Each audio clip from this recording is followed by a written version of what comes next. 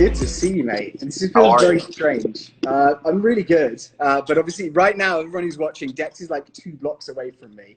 Yeah, I'm pretty sure I can see your street from these storing I think windows. you actually can, which But is crazy. the funniest part about this is I'm actually in one of your listings. That is quite Hello. weird, eh? Put a shelter-in-place order, New York on pause is what it's called, in mid-March. And then towards the end of March, I just saw things getting much, much worse. My entire family's here. Okay. And I figured I was confined to just a small apartment. So I decided to take a flight across the country. And it was the most bizarre flying experience. I know you and I talked about it before. Yeah, yeah. If you want to see pictures, take a look at my feed. Guys, you need to do that because it is actually one of the crazy, weird moments. When you look But virtual reality tours, so being able to, it's also called Walk This House. I've seen it called that before, Matterport. Yeah, we have an actual video of you walking the 3D virtual floor plan, right? And then you can click off onto a different listing website and you can physically walk the property. Because especially in New York and here as well too, you have a lot of international buyers and international investors who are viewing the property for the first time digitally, at least 1 to 2 times before they even fly in. Yeah. So our procedure for that, and through Alex as well, we have a lot of clients out in Greece because he's Greek. Our trajectory for, let's say, showing a potential buyer a property was we'd send them the listing, have them go through the 3D tour, video, pictures, and then in addition to that, we would go visit the property on their behalf, take videos, and then give them our opinion. And then finally, if we deemed it worthy for them to fly in, they would be flying in. One that I think more developers are going to be adopting, which allows you to, from a remote location. When I was in Dubai, they were doing this. I think I've seen this. You basically walk into an office. So let's say it's a buyer from China or Australia. You walk into an office, you put on a virtual 3D set, and I've demonstrated this before. And once you put it on, you're basically walking into the apartment, and then you can lean and duck, and you'll literally look under, let's say, like a table. And so it it's looks shot VR, and they're kind of experiencing it VR. Full VR, like more so, obviously more so than what you could look on a screen, and that gives very realistic depth perception, ceiling height, things like that. I actually couldn't believe it. Shows the bottom of the table when you look under a table. It was quite weird. But it's going to be a massive economic hit for the country, you know, over that time. But at least then my tenants are turning around to me and they're saying, look, we've been furloughed, and so therefore I want to reduce my rent, and can I pay 80% of it? And from my standpoint, if they were turning around saying I can't afford to pay rent, that would put me in a really difficult situation.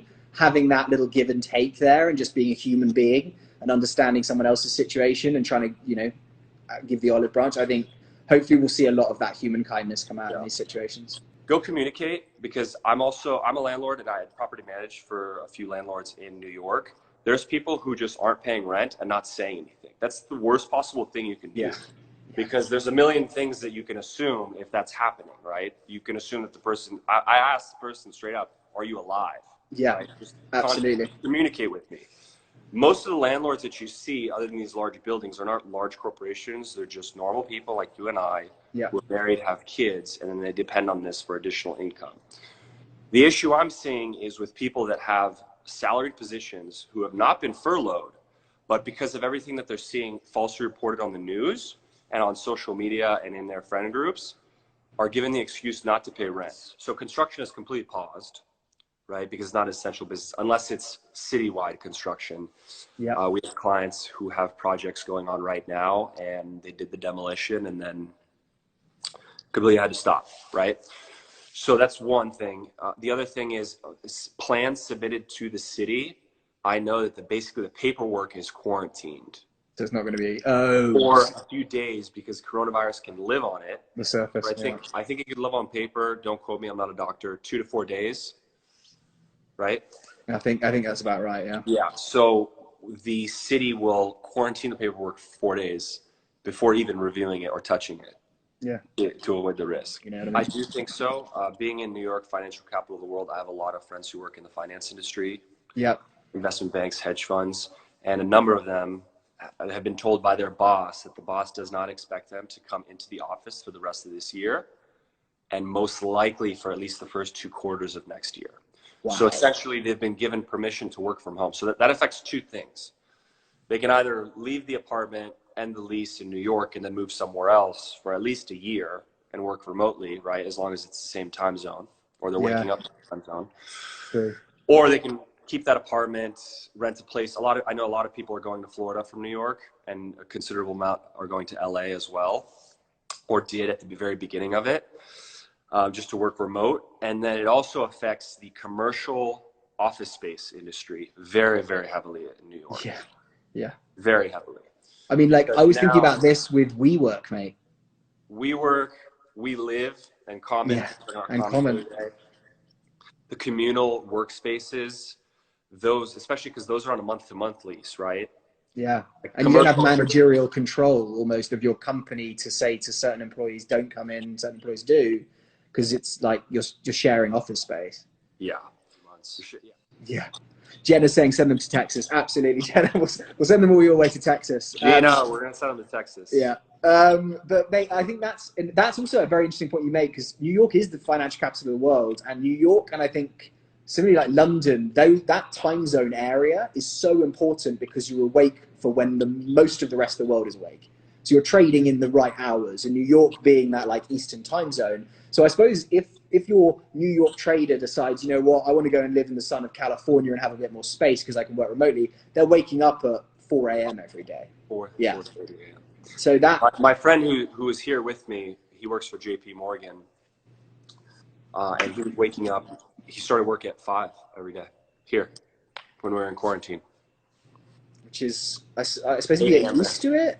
It's weird, but then it goes to bed early. Hey, to each his own. I mean, some people want to be there. Some people want to be in the woods. I have a bunch of friends who went to the woods. The Hamptons real estate rental market exploded. I'm not surprised. Absolutely exploded. But I'm hearing from actually my aunt's company. They do concierge medicine, so they basically do house calls for the ultra high net worth, rather than these people having to come in.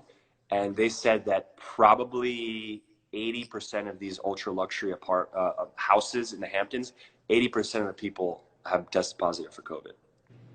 Yeah, because they were living in these ultra luxury apartments buildings, in New York, and they took it out there. Obviously, most of them have recovered, but Hamptons is getting hit really hard right now. So this is a townhome, 3,100 square feet. Right now, Dex is on the first floor. So this is kind of the open plan living kitchen area. But it basically was built in 2015. And our client bought it brand new. And so they bought it. It's got 4 bedrooms, 3 full baths, a half bath as well. A roof deck, which is pretty incredible. We have 2 parking spaces, and it's an amazing property. I mean, you get a huge amount of space in a great location where it's close to Abbot Kinney and to the beach. Had it on the market actually briefly at the end of last year before we pulled it off, and we're waiting to relist it at the moment. And I think when we originally listed it, it's a big townhouse for Venice. You know what I mean? I think a lot of people who want 3,100 square feet, they want a full home. I love the ceilings. This is something you don't see in the rest of LA. This is something you would only see in Venice, just the setup of it. And then the second thing is the reclaimed wood on the ceiling. Yeah, it's really cool. And then reclaimed wood floors as well on the other floors, which will take you in a second. Okay, so kitchen, again, like this basically was built for an entertainer. So you've got a huge, it's almost an island, but it's not. It's kind of a counter because it actually attaches to one wall. Huge amount of storage space, which actually, I don't know if you find Dex in New York, but a huge amount of buyers that we work with don't necessarily think about storage space. It's almost like they get very wowed by the finishes when they walk into a property, and then I get a call 2 months after they've moved in saying, I wish that we'd actually had a few more drawers or some more cupboards to put some stuff in. And this one, that's been thought out amazingly. But this one's actually going to be hitting the market at $2,945,000. So we're about $900 a foot is kind of where we're at on there. Towards the northwest, you can see the Santa Monica Mountains that way. Yeah, so you can see the Santa Monica Mountains. That's Malibu up that way. And so in the evenings, normally you're getting the sunset, the kind of red skies coming out over those mountains, which is beautiful to watch if you're having a barbecue up there. So let's take them downstairs, because this one has a very unique opportunity in the fact that you can section off the basement level. Yeah. And so we've talked to some people about this, I think, because, yeah, as you can see, like the master up here with your entertaining space, it's very easy just to enjoy this section of the property. But you actually have another 3 bedrooms and 2 bathrooms down those stairs in front of Dex there. And so with the changes in law in LA City at the moment, you now cannot rent out a property short-term unless it's your primary residence, i.e. you live there. And so what we had an idea with a couple of the people that we've shown the property to recently is that door right there, you could put a lock on.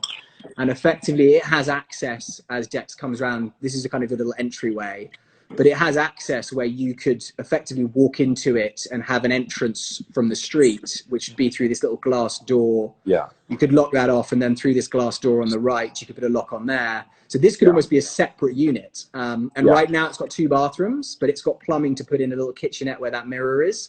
So you could effectively have a small 3-bedroom, 2-bathroom unit in a great location in Venice. And you could rent that out short term because it would still be part of your primary residence. That one staged as an office right now, but that's one of the 3 bedrooms. But yeah, or actually what we've also thought is startup culture. We're in Silicon Beach. We have a huge amount of startups in the area. And if someone wanted to kind of bootstrap their startup, live in their property and kind of have a couple of the bedrooms as offices, have some employees come in 5 days a week and work from there, this also gives great separation for that as well. This is Alexander Glibbery's initial connection. I think you've met him as well. Yeah. We're renovating a very large 7,700 square foot house in Beverly Hills to have it sold. That's off market right now. Okay. But we will be open to doing virtual showings to clients for that. Okay. And that's going to be hitting the market right around 15 million, which I think is very well priced considering the size. Yeah. And the house right next door, so the mansion being built right next door, will be listed for 21 million. And then the one on the other side of it is Paul Allen's former residence, which is 40,000 square feet and will be rented. The value is around 40 million. So that one I'm going to be posting in about 2 weeks, but feel free to send me a DM regarding that. If not, feel free to email me, dex@compass.com. Perfect. And then I think we'll chat over the weekend and we'll kind of probably come up with some more ideas of trying to do these lives in different ways to try and give value. But if anyone out there's watching this on the replay or watching it live right now, if you have any questions related to topics you'd like more information on, if you'd like us to try and do something live where we're comparing properties in New York to LA, whatever it is, just send us some messages and go and follow Dex, because we're sitting at home right now and we're obviously doing business, keeping up with clients, but I think this is a great time where we can create some real value for people when they've got a lot of time on their hands as well. We should call it quarantine cribs. Quarantine cribs. I love it. I love it. All right, mate. Well, have a great rest of your Friday.